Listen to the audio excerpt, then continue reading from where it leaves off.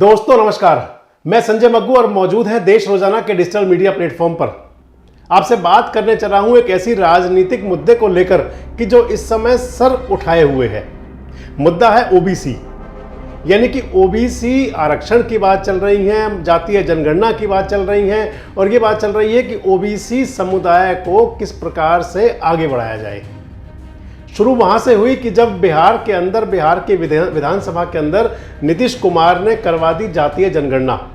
प्रस्ताव पेश हो गया, सारा मसला पेश हो गया विधानसभा के अंदर और इसके साथ साथ आरक्षण के अंदर भी उन्होंने बदलाव करके और नए तरीके से नए स्लैब जारी कर दिए, ओबीसी को काफ़ी फायदा दे दिया। वहीं दूसरी तरफ राहुल गांधी लगे हुए हैं काफ़ी समय से। राहुल गांधी तो इतना ही नहीं, वो तो पत्रकार वार्ता के अंदर पूछ लिया करते हैं कि आप जो मीडिया के लोग बैठे हैं इनमें से कितने लोग ओबीसी हैं, कितने लोग एससी हैं, बताएं तो जरा। मान लीजिए कि तभी से ये मुद्दा गर्म है और अब एक टेंशन बढ़ा दी है भूपेंद्र सिंह हुड्डा की ओबीसी मसले को लेकर के। कांग्रेस के बड़े नेता हैं, कांग्रेस के कभी रोहतक के जिला अध्यक्ष रहे हैं, हरियाणा के गृह मंत्री रहे हैं सुभाष बत्रा, रोहतक के रहने वाले हैं। एक उन्होंने मीडिया कर्मियों से बातचीत की, प्रेस वार्ता की और उसके अंदर कह दिया कि रोहतक और सोनीपत इन जो लोकसभा सीटें हैं इनमें से कम एक लोकसभा सीट ओबीसी को दी जाए। देखिए क्या कह रहे हैं सुभाष बत्रा कि ओबीसी को एक सीट 2 में से दी जाए और पूरे प्रदेश के अंदर लोकसभा में 2 ओबीसी समाज को, 2 दलित समाज को सीट दी जाए। और यही मैं हमेशा कहता आया हूँ। तो जो सुभाष बत्रा हैं, गृह मंत्री हैं, हरियाणा के रहे हैं, कभी गृह राज्य मंत्री थे चौधरी भजनलाल की सरकार में, एक ही बार विधायक बने हैं रोहतक से, लेकिन उनका जो जलवा है वो अपना हमेशा कायम रखते हैं। बेबाक बोलते हैं। बेबाक बोलते हुए भूपेंद्र सिंह हुड्डा के लिए वैसे तो कई बार चुनौती खड़ी करते रहे हैं और अब उन्होंने एक नई चुनौती खड़ी कर दी है।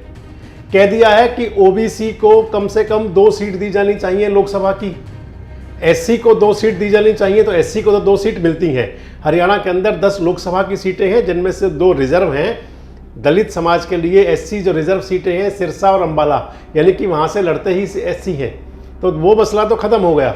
अब बाकियों की सीटों पर कह दिया कि 2 सीट ओबीसी को दी जाए। उससे आगे बढ़ के कह रहे हैं कि जो सीट ओबीसी को दी जाए उसके अंदर टारगेट कर दिया है रोहतक और सोनीपत को। अब क्योंकि रोहतक से चुनाव लड़ते हैं दीपेंद्र सिंह हुड्डा और पिछली बार सोनीपत से चुनाव लड़े भूपेंद्र सिंह हुड्डा। हालांकि भूपेंद्र सिंह हुड्डा किन हालात में, किस परिस्थिति में चुनाव लड़े ये सब जानते हैं।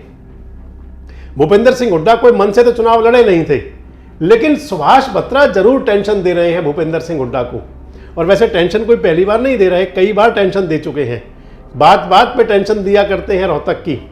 वैसे आपको बताएं कि एक मसला तो रोहतक को लेकर सुभाष बत्रा का ये हो सकता है कि सुभाष बत्रा 1991 में बने थे विधायक रोहतक की सीट से और उसके बाद में उनको कभी टिकट मिला या नहीं मिला, जो भी हुआ, एक आध बार चुनाव वैसे भी लड़ गए और बहुत कम वोट भी आई, स्थिति कई बार शर्मनाक भी बन गई मतों के मामले में। लेकिन राजनीति के अंदर जो आदमी जिंदा रहता है, राजनीति के अंदर जो भी नेता कुछ ना कुछ अपनी एक्टिविटी करता रहता है तो वो जिंदा रहता है और जो जिंदा रहता है वो कुछ ना कुछ पा लेता है। यानी कि जो भी नेता एक्टिव रहेगा, अपनी गतिविधियों को चलाता रहेगा, तो उस नेता को कुछ ना कुछ मिल जाएगा। हालांकि सुभाष बत्रा को नहीं मिला और ये नाराजगी उनकी हुड्डा साहब से हो भी सकती है।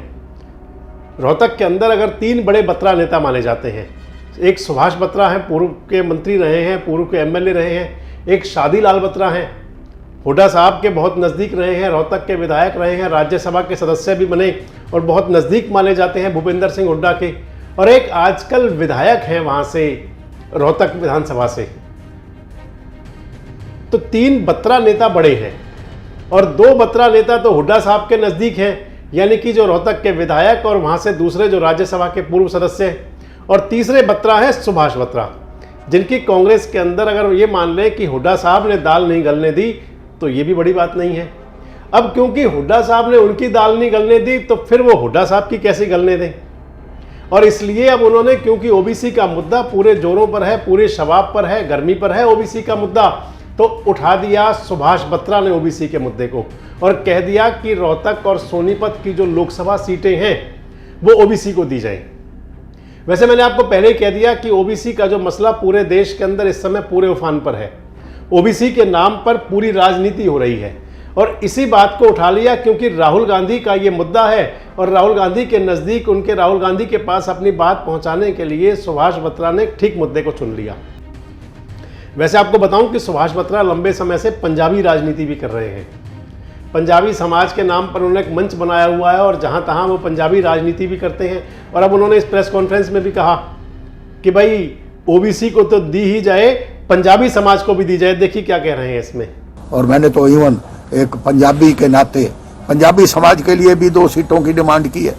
वहाँ भी मैंने कहा एक कुरुक्षेत्र एक फरीदाबाद सीटें, जहाँ से कुरुक्षेत्र से सरदार हरपाल सिंह और फरीदाबाद से चौधरी भजन लाल कहाँ से चले और कहाँ से जाके चुनाव लड़ा और दोनों विजयी रहे।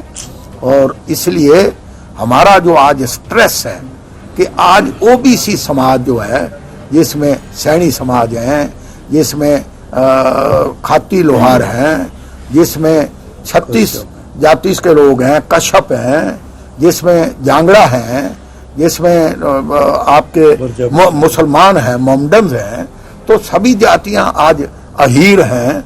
अब आज पूरे प्रदेश के अंदर कोई पार्लियामेंट्री हल्का उठाकर देख लो, 5 से 6 लाख मिनिमम वोट है इनका, लेकिन आज है कहाँ? कहीं भी नहीं है। तो सुभाष बत्रा कह रहे हैं कि जो जिस प्रकार की जिसकी गणना है, जिस समाज की जितनी वोट है, उस हिसाब से उसको भागीदारी दी जाए। और उस भागीदारी के अंदर जहां उन्होंने ओबीसी की बात की, एससी की बात की, इसके साथ साथ बात कर दी पंजाबी समाज की, पंजाबी मतदाताओं की। अब ये बात क्योंकि पंजाबी वाली बात भी कर रहे हैं, एससी वाली बात भी कर रहे हैं, ओबीसी वाली बात भी कर रहे हैं, तो अन्य मतदाता तो उसके अंदर खुद से आ ही जाते हैं। लेकिन ये जरूर है कि जब टारगेट कर दिया रोहतक और सोनीपत की लोकसभा सीट को, तो फिर टेंशन दे दी हुड्डा साहब के लिए। हुड्डा साहब के लिए टेंशन ये कर दी कि अगर रोहतक लोकसभा के लिए अब हुड्डा साहब मना करें कि भाई ओबीसी को तो नहीं दूंगा मैं, तो फंसते हैं, क्योंकि कह चुके हैं कि डिप्टी सीएम बनाऊंगा ओबीसी को। भाई जब डिप्टी सीएम बनाओगे तो फिर लोकसभा की सीट क्यों नहीं दे देते? और अगर वो हाँ करते हैं तो फिर उनका अपना बेटा कहाँ जाए, जिसको राजनीतिक रूप से जमाने के लिए हर पिता करता है। कोई हुड्डा साहब ने नया नहीं किया, हर पिता करता है। जब हुड्डा साहब मुख्यमंत्री बने हरियाणा के, जब हरियाणा की वजारत संभाली, हरियाणा की सरकार संभाली 2005 में, उस समय सांसद थे, रिजाइन दिया, खुद तो मुख्यमंत्री बने। रिजाइन देने के बाद में जो टिकट दिलवाया वो अपने ही बेटे को दिलवाया, दीपेंद्र हुड्डा को। तो मैंने कहा कि हर व्यक्ति, हर नेता, चाहे वो नेता हो, चाहे वो व्यापारी हो, चाहे किसी भी कार्य के अंदर हो, वो कोशिश करता है कि उसकी जो संतान हो, चाहे उसी के प्रोफाइल में और या किसी और कार्य क्षेत्र में खूब तरक्की करे। अब बस यहीं पर बात आकर रुक जाती है कि भूपेंद्र सिंह हुड्डा साहब के लिए टेंशन खड़ी कर दी सुभाष बत्रा ने ये कह करके कि रोहतक की सीट ओबीसी को दी जाए। अब अगर वो ओबीसी को रोहतक की सीट देते हैं, रोहतक की ओबीसी सीट देने की वकालत करते हैं, तो फंसते हैं। और वो कहते हैं नहीं ओबीसी को मत दीजिए, मेरे ही बेटे को दीजिए, तो भी उनके लिए परेशानी का कारण है।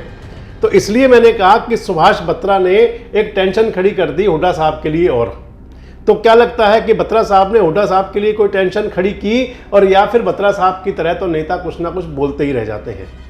कमेंट्स बॉक्स में आकर अपनी प्रतिक्रिया में आप जरूर बताएं और हमारे साथ जुड़े रहें, देखते रहें देश रोजाना। नमस्कार, धन्यवाद।